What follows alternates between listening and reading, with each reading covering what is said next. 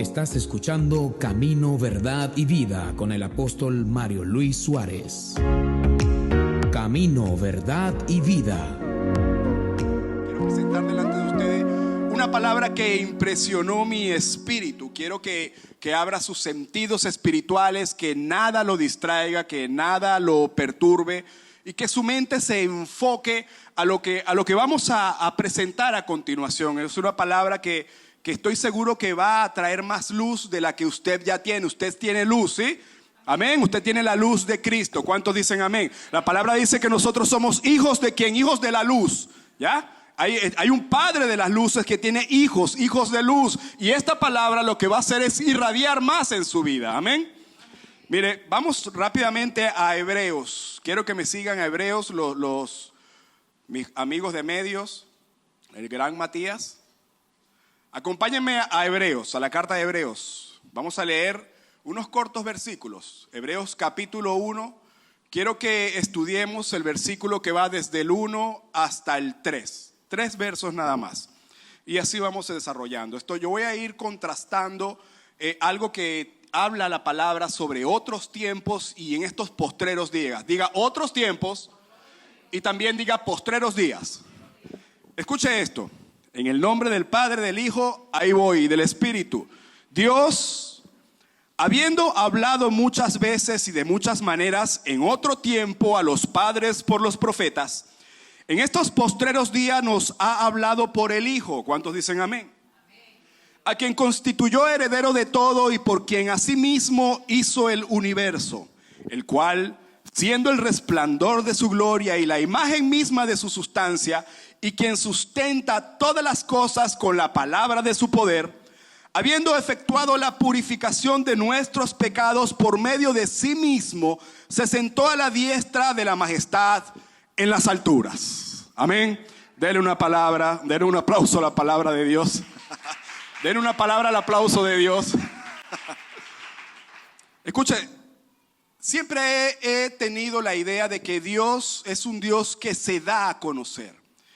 Dios no es un Dios que permanece escondido, que permanece detrás del telón, alejado de las cosas que Él creó, que Él tiene la intención de ocultarse, de nebulosamente darse a conocer a través de una idea. No, Dios es un Dios que plenamente se da a conocer, como de hecho se dio a conocer en estos tiempos.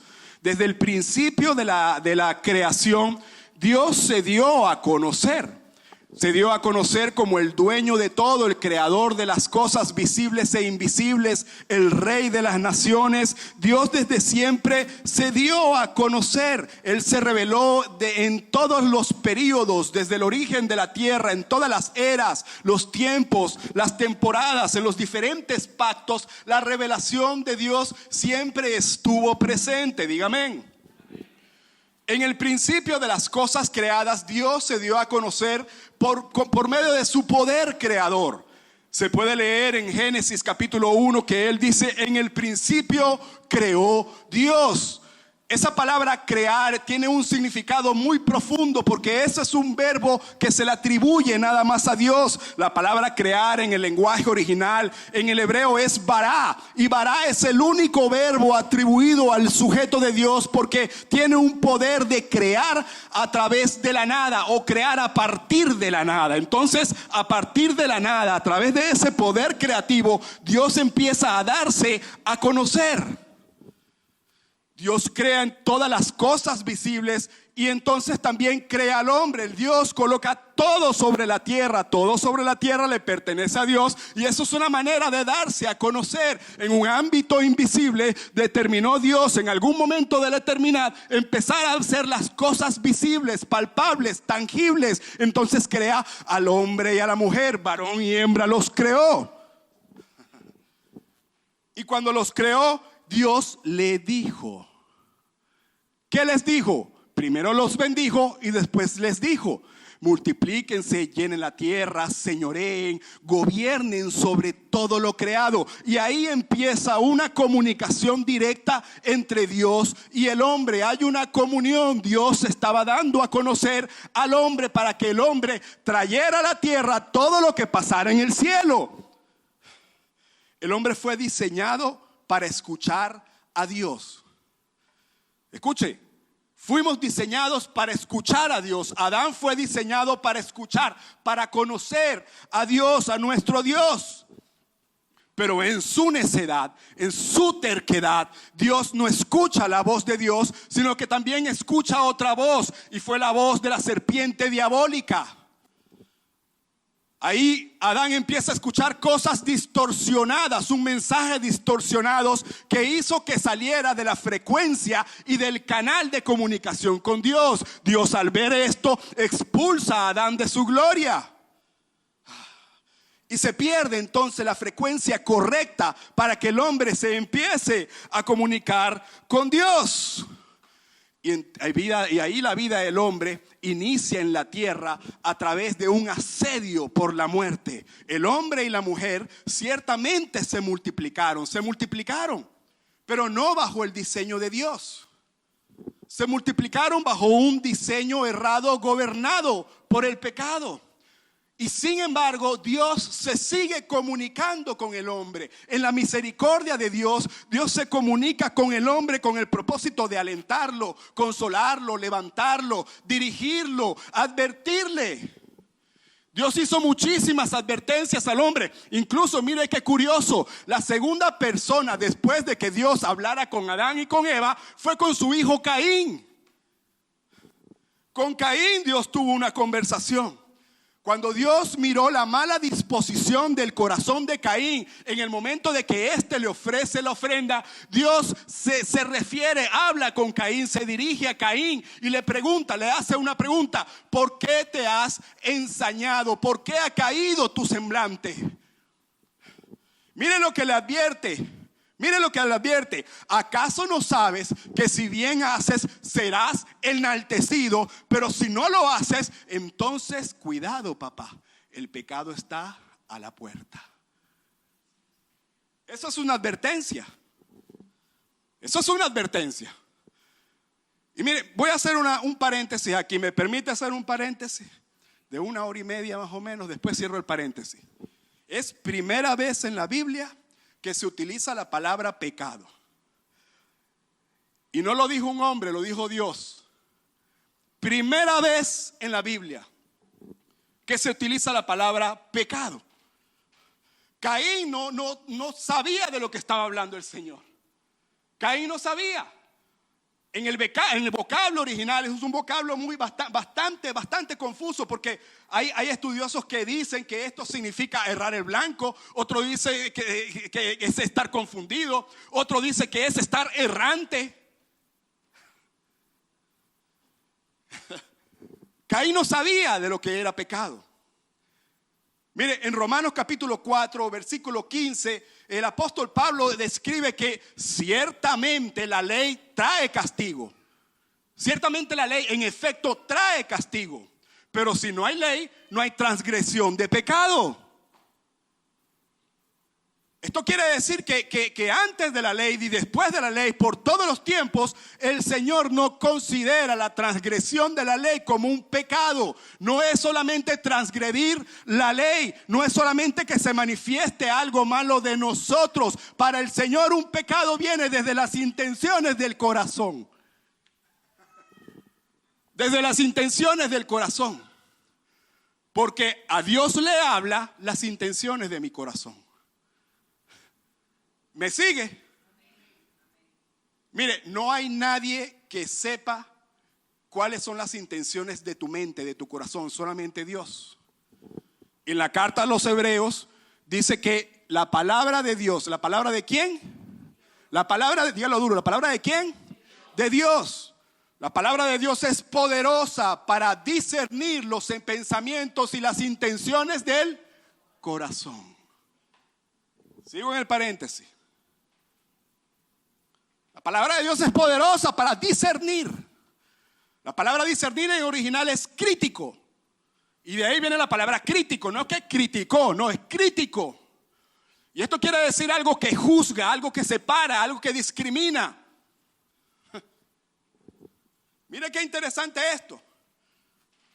Y las palabras intenciones quiere decir en el vocablo original es enoia y viene de la mente. Es el comportamiento mental, es la idea, es el designio. Esto parece redundante, ¿no? Porque todo este versículo está hablando del corazón. Del corazón es nuestra mente. Usted tiene dos corazones. Un corazón que bombea sangre para mantener bien este cuerpo natural y un corazón que bombea pensamientos que lo fortalece o lo debilita en su mundo espiritual. Entonces, mire lo que le estaba diciendo a Caín. Mire lo que está. El pecado está a la puerta. Las intenciones de tu corazón va a hacer que cometas una locura. Una locura. Y todos sabemos qué pasó con Caín. Todos sabemos que Caín salió al encuentro con su hermano y lo mató. Y en ese entonces en la tierra se siembra una semilla de sangre, de muerte y de violencia. Sangre, muerte y violencia. ¿Se acuerda que la palabra discernir es uno de los significados? Es errante. Bueno, el Señor le dijo a Caín: estarás errante por el mundo, vivirás como un pecador. Qué duro, ¿no? Qué tremendo. Qué tremendo. Y el hombre se multiplicó. El hombre se multiplicó sobre la faz de la tierra. Pero el cáncer de su pecado, el cáncer de su maldad, se multiplicó más rápido que él. El hombre se multiplicó en el mundo, pero el mundo se saturó de la perversión del hombre. Hubo un momento en el capítulo 6, es muy revelador. Hubo un momento en el cielo que dice la palabra, y mire qué controvertido, dice la palabra: Dios se arrepintió de haber creado al hombre. Pues la misma palabra también dice que Dios no es hombre para mentir, ni hijo de hombre para arrepentirse. Y lo segundo que dice es la clave para entender esto: y le dolió en el corazón. Mire lo profundo. Dios no se arrepiente de crear. Él permanece fiel a sí mismo, a sus decisiones. Esto lo que quiere decir es que Dios le dolió tanto en su corazón el pecado del hombre que decidió eliminarnos de la faz de la tierra. Eliminarnos, borrarnos de la faz de la tierra. Mire qué profundo esto. Si nosotros podemos sentir en algún momento una tristeza tan profunda por una situación, ¿cuánto más Dios? Que Dios no tiene alma, sino que Dios es espíritu. Imagínense una tristeza en el espíritu. Suena una locura, ¿no? ¿Cuánto más nos entristeció Dios? Dios vio que el mundo estaba 500 kilómetros por hora directo al infierno. La maldad se multiplicó, se veía perversión, se veía sangre, asesinato, violaciones, se veía cualquier cantidad de cosas catastróficas, alejado a la voluntad de Dios, alejado al deseo de Dios. Pero sabe, a pesar de que todo estaba inundado de pecado, todo estaba inundado de maldad, Dios vio algo que valió la pena, le valió la pena seguir comunicándose. En el capítulo 6 dice que Noé halló gracia delante de los ojos de Dios. Noé halló gracia por uno. Y la palabra dice que Noé era justo, temeroso del Señor. Estaba rodeado de maldad, de porquería, de basura. Y el Señor vio algo en Noé que le dijo: no, yo voy a seguir hablándole al hombre. Yo voy a seguir comunicándome con él. Y le dijo a Noé: construye un arca. Y le dio todo lo necesario, le dijo todo lo necesario para que Noé salvara su casa y le diera una oportunidad a la humanidad. Si no, mira el que está a su lado, vaya, tuviste una oportunidad.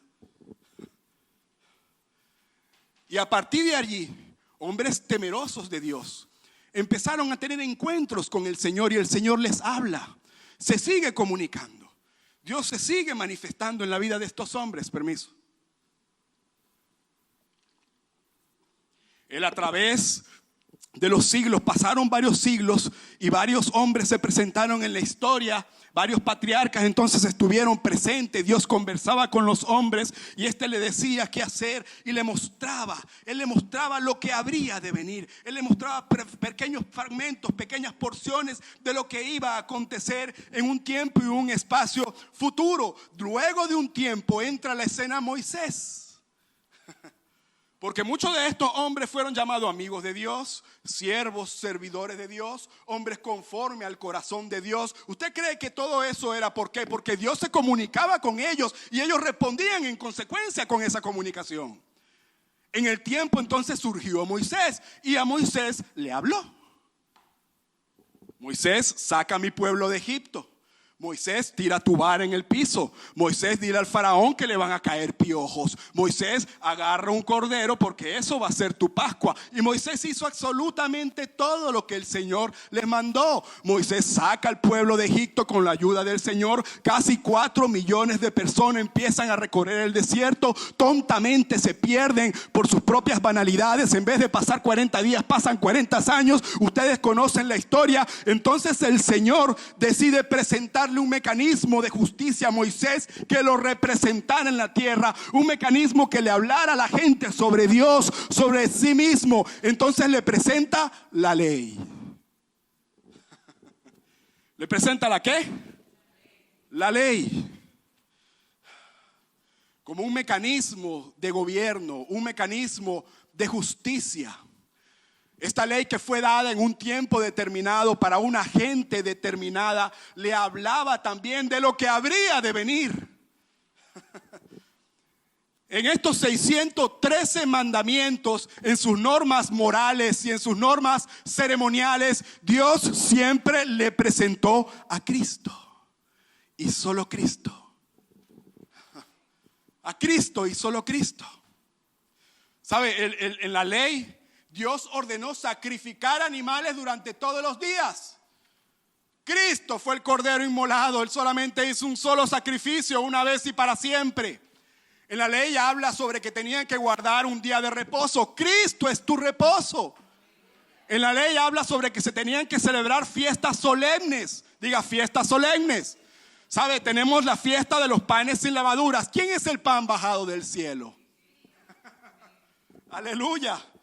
Escuche, tenemos la fiesta de la expiación. ¿Quién fue expiación por nuestro pecado? Hay una fiesta de la Pascua. Cristo es el cordero de la Pascua, el que fue sacrificado. Había una fiesta de las primicias. Cristo es la primicia de toda la creación. Y así toda la fiesta de la trompeta, la fiesta de los tabernáculos, la fiesta del Pentateuco, la fiesta de la expiación. Todo mostraba a Cristo de una manera nebulosa, en sombras, tipos y figuras. La ley testifica a Cristo.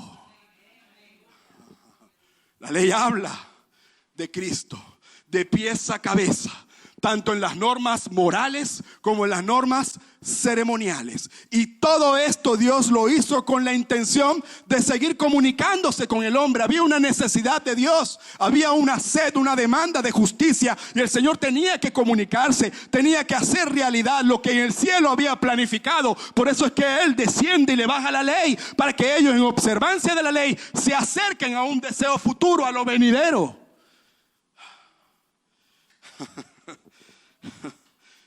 ¿Sabe? Antes existía antes se tenía normas para culto y un santuario terrenal. Ahora, según Romanos, según Pablo, nosotros presentamos un culto racional y nos presentamos también a nosotros mismos como una ofrenda grata y también como un santuario celestial. Dios escribió esas tablas, esas normas, en una tabla de piedra. Cristo escribió su ley en tu mente y en tu corazón, en el bendito día que tú abrazaste la obra de la cruz. Amén. Dele un aplauso al Señor.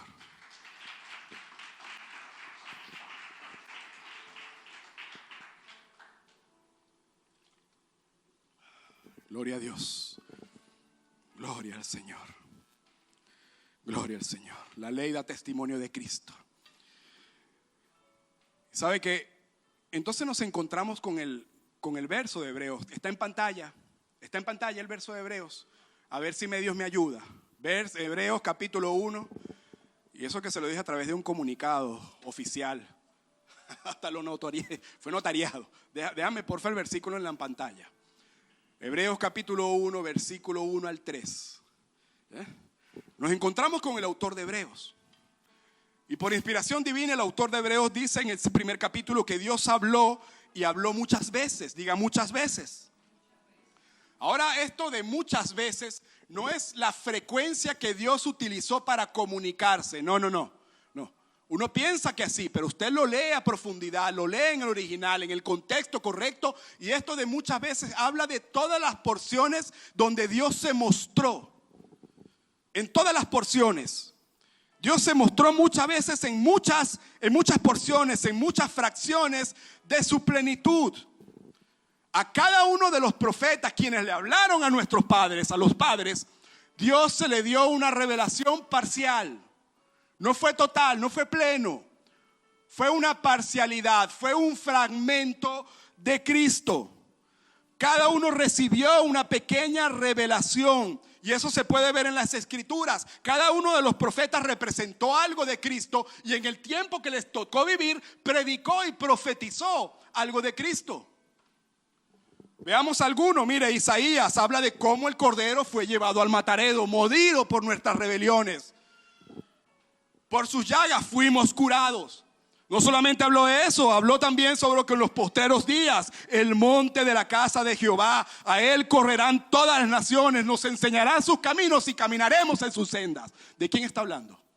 De Cristo. Mire lo que dice Jeremías, él profetizó sobre el establecimiento de un nuevo pacto, un pacto eterno, un pacto ajeno en el cual ellos estaban desarrollando. Y qué casualidad, Jeremías representa la vida de Jesús aquí en la tierra. Jeremías fue rechazado, fue vejado, fue ultrajado, fue violentado, lo tiraron en un pozo, lo amarraron en un cepo. Él representa los padecimientos de Cristo. Mire lo que dice Ezequiel. Habla sobre un Mesías, un hombre normal, un hombre común, un hombre de carne y hueso, sin intenciones políticas, de militares, de redimir nuestra vida espiritual. La nación de Israel en aquel entonces pensaban que venía un Mesías con unas ideas militares que los podría liberar de todos los enemigos que a través de los tiempos lo estaban hostigando. Ezequiel dice, no, será un hombre común, que él no te va a redimir en lo militar, no te va a redimir por medios militares, sino por medios espirituales. Mire Daniel profetizó sobre un reino que jamás sería destruido, que todos los reinos de la tierra se destruirían, pero él permanecería para siempre. Todos los profetas profetizaron algo de Cristo, una porción. Muchas veces el Padre habló a los profetas. Muchas veces, diga muchas veces. Pero ahora también dice que de muchas maneras. Mire, antes de entrar en esto, qué impresionante, ¿no? Hay algo que me impresiona. Todos estos profetas, en el capítulo 11, dice que todos ellos alcanzaron fe, alcanzaron buen testimonio por la fe para recibir lo prometido, y sin embargo no lo recibieron. Qué impresionante.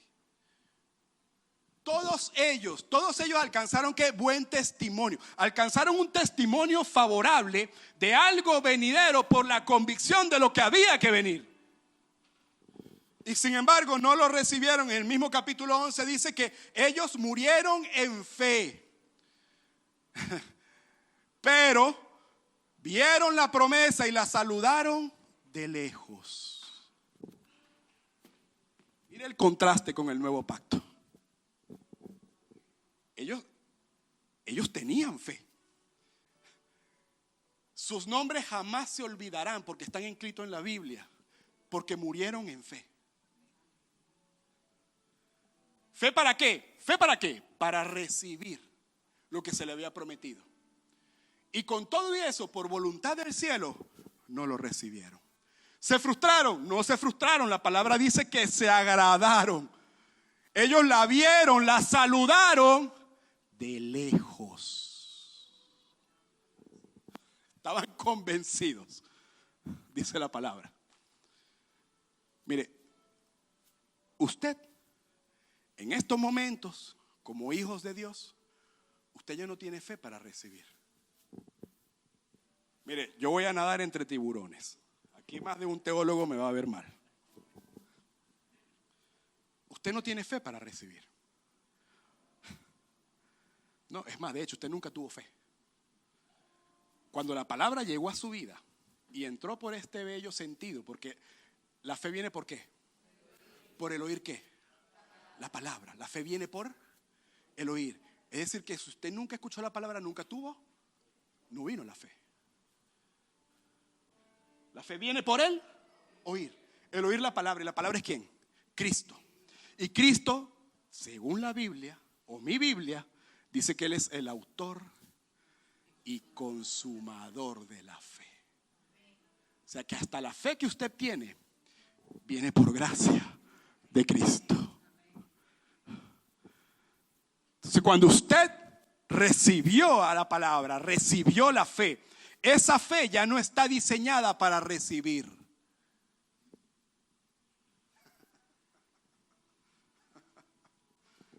Venga, hermano, venga al servicio y reciba su milagro. Venga, venga y reciba una unción del cielo. Venezuela, prepárate. Algo grande está a punto de suceder. No me van a invitar más.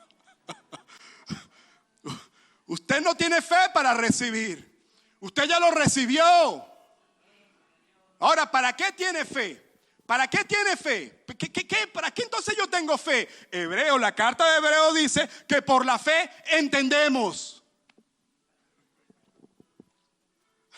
La fe para recibir es una fe que no ha tenido nada en sus manos. ¿Por qué? Porque es en lo venidero. La fe para entender es aquello que ya tienes que entender, lo tienes.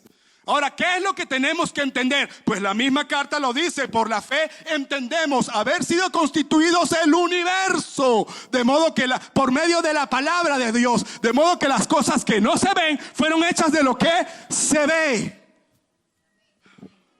Mire, paradójicamente, en los tiempos eternos, paradójicamente existió un principio. En el principio era el verbo, y el verbo era con Dios, y el verbo era Dios. Y estas son las cosas que no se ven. Dios decidió en algún momento de esa eternidad, después de ese principio, expresarse. Él decidió que las cosas que no se ven, ya era tiempo de que se vean. Y una voz en la oscuridad, en la eternidad, dijo: sea la luz. Y surgieron las cosas que se ven.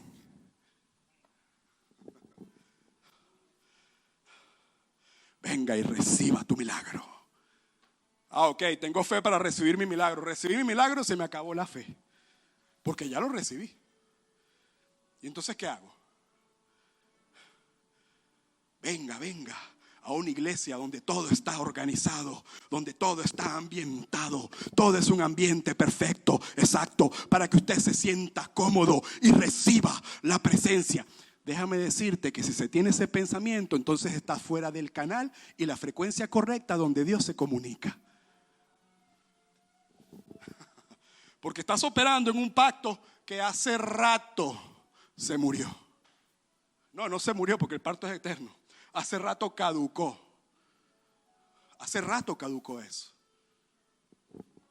Entonces tu fe no es una fe para recibir, es una fe para entender. Y por eso es que Pablo frenéticamente oraba al Señor: el Señor, dale un espíritu de revelación a estos cabezones para que puedan entender cuál es tu voluntad. Alumbra los ojos de su entendimiento. Que la fe que ellos tienen para entender los haga crecer en esta gracia maravillosa. Usted tiene fe para entender. Y vaya que Dios entonces le habló muchas veces. Y ahora dice que de muchas maneras. Diga muchas maneras. Muchas maneras. ¿Sabe? Muchas maneras es una palabra bastante interesante. En español se lee muchas maneras, separado. Pero en el original es una palabra que viene junto, es una palabra compuesta. Es polústropos. Parece el nombre de un transformer. Polústropos. Polus de mucho. Tropos de formas. La palabra junta quiere decir en griego multiforme. Y a Dios le gusta lo multiforme. A Dios le gusta lo multiforme. Todo lo multiforme, ahí opera, no se confunda, no se confunda. Multiforme no es mezclado, no. No es híbrido, no es mestizo. No, Dios de hecho aborrece lo mezclado. O eres frío o eres caliente. Si eres tibio te rechazo. De mi boca te vomitaré. Así dice la palabra. No. Lo multiforme es diferente a lo mezclado. A Dios le gusta lo multiforme. Le gusta lo multiforme. Escuche, Dios se dio a conocer a los profetas a través de voces audibles, visiones, sueños, a través de representaciones naturales. Si no, pregúntele a Balaán y a su burrita por allá en el capítulo 2 de Números. ¿Usted se sabe esa historia? Venía un profeta, Balaán, un profeta degenerado con una unción del Señor. Pues bueno, ni modo. Y el profeta iba a maldecir al pueblo de Israel. La burra vio un ángel de Jehová. El ángel de Jehová dice que dio con una espada en la mano a punto de cortarle la cabeza. La burra cuando lo vio, lo apretó contra la montaña y el cabezón el profeta le pegó un palazo. Entonces 2 veces más sucedió lo mismo hasta que la burra le dijo: epa chico, te volviste loco. ¿Qué te pasa, Wilfrido? ¿Estás loco? ¿Por qué me pegas? Y en ese momento Balaán abrió los ojos y vio el ángel de Jehová y se tiró a la tierra a adorar. Hasta por una burra le habló a los profetas. A Moisés se le apareció una zarza. A Jacob por medio de una escalera, hasta por la roca donde él apoyó su cabeza. De muchas maneras, multiforme. A Dios le gusta lo multiforme. Eso fue en el antiguo pacto. Y en este nuevo pacto a Dios también le gusta lo multiforme. A Dios le gusta lo multiforme para comunicarse y en lo natural poder expresar su sobrenaturalidad. A Dios le gusta lo multiforme. Mire lo que dice Primera de Pedro, creo que es capítulo 4, versículo del 10 al 13. Creo que es así. Dice que cada uno, según el don que recibió, ministrelo a los otros como buenos administradores de la multiforme gracia de Dios. ¿Vio que le gusta lo multiforme? El que habla, pues que hable la palabra conforme a la palabra de Dios. El que ministra, ministra a los demás conforme al poder que Dios da. Y todo esto para que el Padre sea glorificado por Jesucristo, por el imperio a través de los siglos de los siglos. ¿Le gusta lo multiforme? ¿Le gusta lo multiforme? Se lo voy a representar de esta manera. El pastor Euer no puede predicar como la pastora Ana. Y la pastora Ana no puede ministrar como el pastor Euber. ¿Por qué? Porque tienen gracias diferentes. Es lo multiforme de Dios. ¿Sí se da cuenta? Es lo multiforme del Señor. A Dios le gusta lo multiforme. Entonces, a través de todo ese tiempo, Dios le habló a nuestros padres por los profetas. Muchas veces y de muchas maneras. Dios se comunicó con el hombre desde el principio de lo creado hasta el último de los profetas, quien fue Malaquías.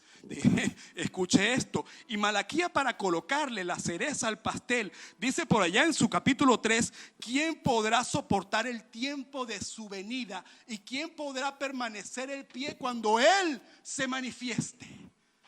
Mire, hay teólogos que dicen que él no está hablando precisamente de su primera venida. Ahí está hablando de su segunda venida. Como que para ponerle la cereza al pastel, el Señor dice: no, ya yo profeticé ya cuando mi hijo venía a la tierra. Voy a profetizar cuando Él baje glorificado.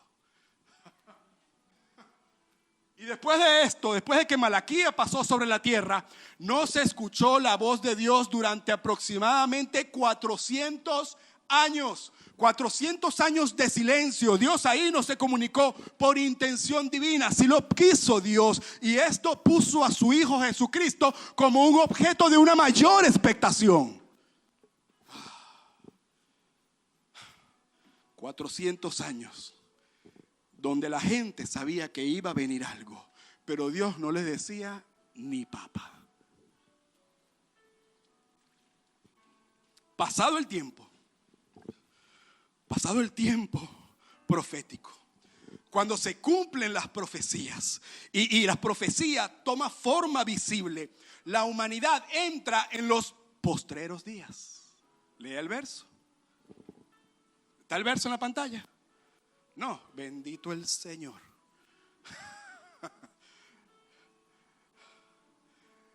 Después del tiempo profético que pase, la profecía toma forma visible. Cuando Cristo se aparece en la tierra, Jesucristo está en la tierra, entonces empieza a suceder los postreros días. ¿Los postreros qué? Los postreros días. Ahora, en estos postreros días, Dios ha hablado por medio de su Hijo, por medio de la promesa cumplida. Porque todas las promesas que se hicieron en el antiguo pacto fueron hechas sobre la promesa que es Cristo.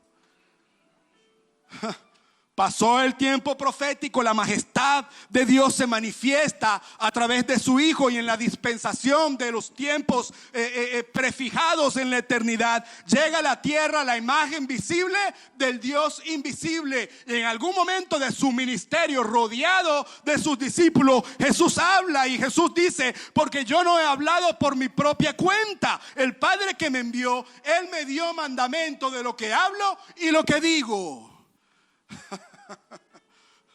Y Jesús dice: yo no estoy hablando por mí, yo estoy hablando porque el Padre me dice qué es lo que tengo que decir. Está el Padre hablando en estos postreros días. Aleluya. Y Dios camina entre nosotros. Hecho hombre, transmite el evangelio del reino. Y en el Gólgota, en la cruz, cuando muere crucificado, lleva en su cuerpo el pecado, el mundo y la muerte. Pero el pecado no lo pudo manchar, el mundo no lo pudo seducir y la muerte no lo pudo retener. Y todo eso estaba anunciado, y empieza a trabajar el poder de la resurrección. Y desde entonces, escuche bien, desde entonces Cristo es el fin de lo fragmentario para ser parte del fundamento de lo pleno, porque la palabra dice que en Él habita toda la plenitud de la deidad. Dele un aplauso a Dios.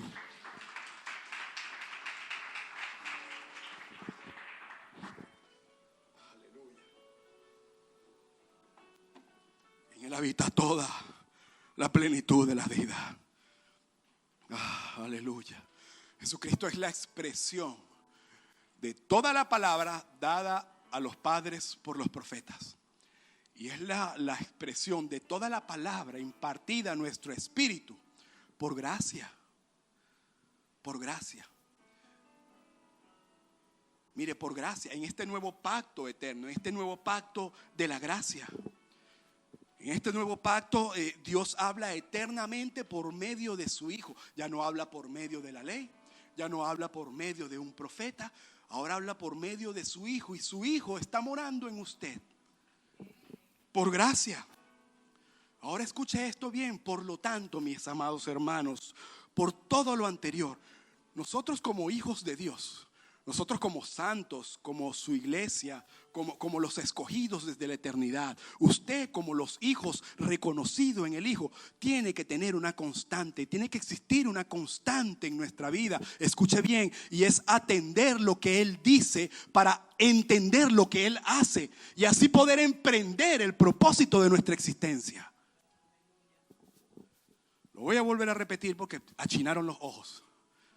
Es atender lo que dice para entender lo que hace, y así emprender el propósito por el cual usted está aquí, teniendo una demanda de oxígeno y ocupando un espacio en este planeta.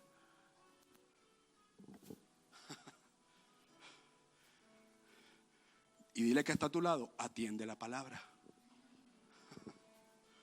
Tenemos que atender lo que dice para entender lo que está haciendo, y así poder emprender entonces nuestra misión. Atiende la palabra. Mire, quiero que vaya a Hebreos. ¿Qué hora tiene? 10:30. Bueno, me faltan 2 horas y media. Quiero que vaya a Hebreos otra vez. Quiero que vamos a leer el capítulo 2, verso 1. Por favor, si los medios me pueden ayudar, tengan misericordia. Capítulo 2, verso 1 de Hebreos. A ver, ¿ya lo tiene en pantalla? ¿No? Capítulo 2, verso 1. ¿Se fue la luz? Se fue la luz en la computadora. Lo voy a leer, mire lo que dice. Esta es la versión Reina Valera. Escuche. Por tanto, es necesario que con más diligencia atendamos las cosas que hemos oído, no sea que nos deslicemos. Lo voy a volver a leer. Por tanto es que es, dígalo duro ahí, ¿es qué? Es necesario. Hay una necesidad. Y los teólogos profesionales me pueden decir, pero es que nosotros no tenemos necesidad en este nuevo pacto. No hay necesidad alguna. Mire, sí y no. Sí y no. Dios no tiene necesidad de hacer absolutamente más nada porque Él ya lo hizo todo. Amén. Eso lo hizo Dios. O sea, Dios no tiene necesidad de volver a la cruz para morir. Dios no tiene necesidad de llevar en su Hijo el pecado, el mundo y la muerte. No, porque ya todos sabemos qué fue lo que pasó. O sea, Él resucitó.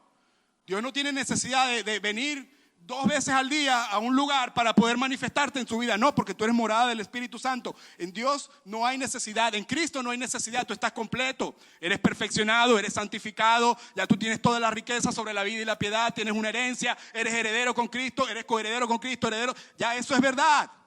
Eso es una verdad presente, es una verdad.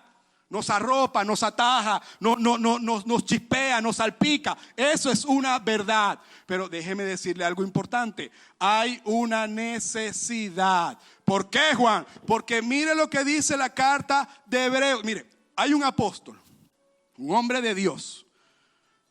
Yo escuché de ese apóstol. Es un chileno, vive por Viña del Mar.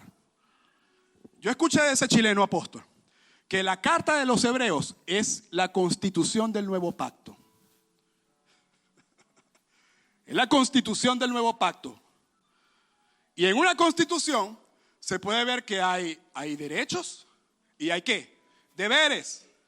¿Cuáles son nuestros deberes según la constitución del nuevo pacto? Bueno, somos herederos, tenemos un mejor sacerdote, hay un mejor sacerdocio, hay mejores promesas. Esos son nuestros derechos. Ahora, pregúnteme por favor, ¿cuáles serían nuestros deberes? Es necesario que con más diligencia atendamos las cosas que hemos oído, no vaya a ser que nos deslicemos.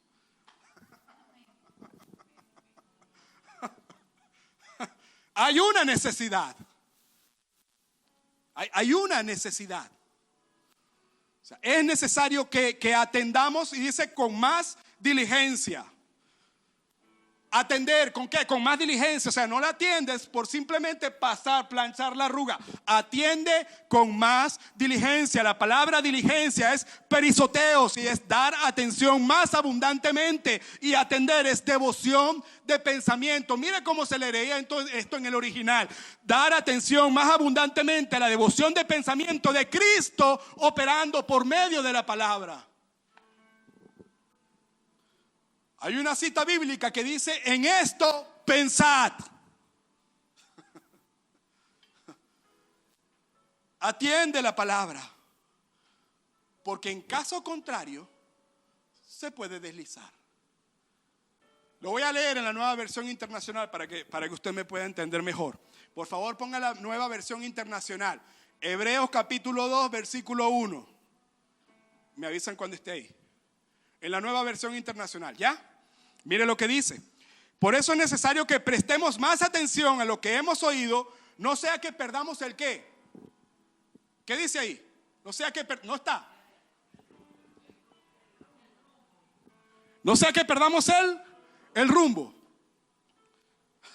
Mire, esta versión trae a colación una alegoría. Y la alegoría es como una embarcación. Ahora está una embarcación con un rumbo fijado, hay un destino ya marcado, pero en algún momento de ese trayecto la tripulación se queda dormida, no atiende el asunto como tiene que atender, y entonces esa embarcación pierde su rumbo. Pierde su rumbo. Y perder el rumbo es estar a la deriva. Y mire, lo peligroso de estar a la deriva no es precisamente cuánto tiempo uno se pasa extraviado. No, se corre el riesgo de un naufragio. Y perdóneme lo áspero, pero se corre el riesgo de un naufragio. Y yo no estoy aquí perdiendo, mire, yo no me malinterprete, yo no estoy aquí hablando de perder la salvación. Porque en el verso 2, en el versículo siguiente, o en el 3, dice, ¿cómo pues descuidaremos una salvación tan grande? No, yo no estoy hablando de perder la salvación. Yo estoy hablando de que si tú pierdes tu rumbo, tú eres salvo, pero naufragas en el maravilloso plan que tiene Dios contigo. Naufragas, papá. Yo no estoy hablando de perder la salvación. Y no voy a entrar a ese tema porque eso es volverme a meter entre tiburones y ya me mordieron 3.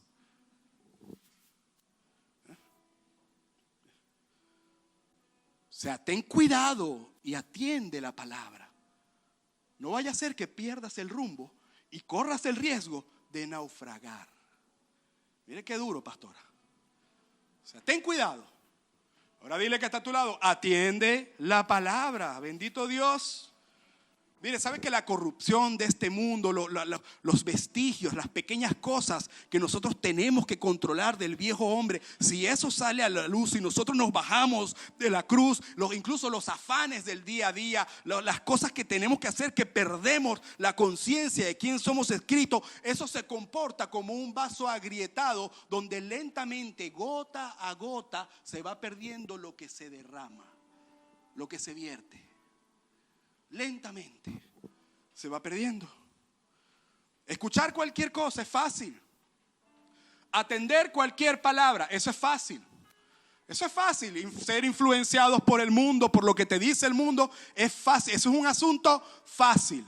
Esa es la carne, escuchando lo que quiere escuchar, lo que te causa regocijo, lo que te causa placer, lo que te causa paz. Eso es fácil. Atender eso es fácil. Ahora, atender la palabra del Señor, lo que Dios habla por medio del Hijo, quien vive en ti, es un asunto que no es difícil. Pero hay algo que hacer por nuestra parte. Esto tiene que ver con responder a la palabra. Nuestra mente, nuestra alma, nuestro cuerpo tiene que responder a la palabra en obediencia. Dejarse perfeccionar en el alma, eso es atenderla. ¿Cuántos han escuchado en Filipenses capítulo 1 versículo 6 que Dios es fiel para terminar la obra que empezó en ti? Déjeme decirle, recitarlo como lo dice la Biblia. El que empezó la buena obra en ti es fiel en perfeccionarla hasta el día de Jesucristo. Así dice. Lo que pasa es que los evangélicos cambiamos la cosa. Es fiel en terminarla, es fiel en perfeccionarla hasta el día de Jesucristo. ¿Qué quiere decir esto? Dios empezó una obra contigo y empezó en tu espíritu. En tu espíritu empezó la obra y va a ser fiel en perfeccionarla en tu alma. ¿Qué es lo que hay que perfeccionar? El alma. ¿Y cómo tú te dejas perfeccionar? Atiende la palabra. Responde en obediencia. Enfócate en la palabra. Eso es atender la palabra. Jesús en la tierra fue el primero en atender. Él es la palabra. Jesús fue el primero en atender la palabra. Antes de ser entronado se presentó a sus discípulos y a los discípulos les dijo: así como mi Padre me envía, mire, así como mi Padre me envía, con el mismo poder, con el mismo rumbo, con la misma misión, así como Él me envía, yo los envío a ustedes. Ahí Dios está marcando el rumbo de esa embarcación, el destino, por dónde tiene que trazar esa línea para llegar a donde Dios dijo que tiene que llegar. Así como mi Padre me envió, así yo los envío a ustedes. Ahí Jesús está marcando el sentido y dirección de vida, que si no se atiende la palabra podemos entonces perder ese sentido y dirección. Cuando estás atendiendo la palabra, escuche bien esto, cuando se atiende la palabra, tú eres el mensajero, pero también te conviertes en el mensaje. ¿Por qué? Porque estas dos dimensiones se van a conjugar, se van a condensar. Y ahí entonces tú eres un testimonio, una expresión viva, caminante de lo que Dios dice a través de su Hijo.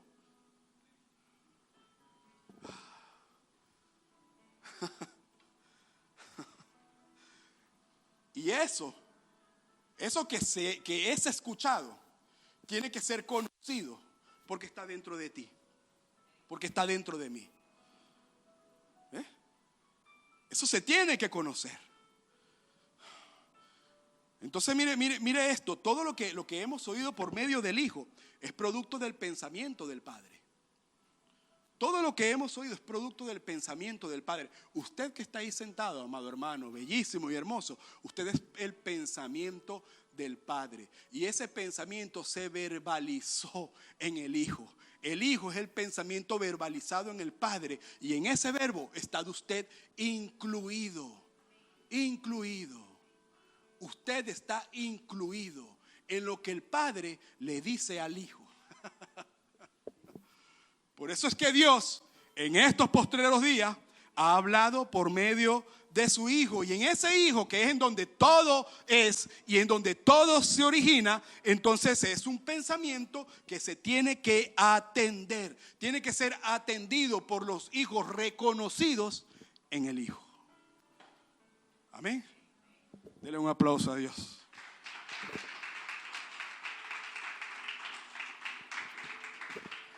¿Sabe? Un barco no está diseñado para naufragar. No. ¿Usted sabe por qué naufraga un barco? Porque hay algo de afuera que se le mete por dentro que lo hunde. Usted no está diseñado para naufragar en el propósito de su existencia. Usted no está diseñado para que todo lo de afuera a usted lo hunda. Usted está diseñado para navegar y para llegar al rumbo marcado y prefijado por Dios y levantar sus manos cuando su destino sea materializado. Así que atendamos la palabra. Amén. Dele un abrazo al que está a su lado. Dele un aplauso a Dios y póngase sobre sus pies. Estoy como léxico, ¿no? Dele un Dios un aplauso. Levántese sobre sus pies. Gracias al Señor. Levante sus manos ahí, vamos a adorarlo. Y vamos a decirle al Señor que vamos a atender esta maravillosa palabra que nos dio. Vamos a atender Cristo nuestra vida. ¿Quién es la palabra? Es Cristo nuestra vida. Mire, le voy a decir algo importante. Yo no me quiero parecer a Cristo. No. Porque si yo digo yo me quiero parecer a Cristo, entonces estoy diciendo que por mi esfuerzo voy a tratar de parecerme a Cristo. Esto no se trata de eso. Es Cristo haciendo en mí. O sea, yo no me quiero parecer a Cristo. Es Cristo haciendo en mí. Que yo pueda decir en algún momento de mi vida que ahora ya no vivo yo, sino ahora Cristo vive en mí. Denle un aplauso al Señor. Gracias, Dios. Gracias, mi Dios amado. Esto es para ti, Señor. Aleluya. Porque cuando Cristo, vuestra vida, se manifieste, nosotros también seremos manifestados con Él en gloria. En gloria, Señor. Denle un aplauso al Señor ahí. Contáctanos a través de nuestra página web www.cddministerio.com. Camino, verdad y vida.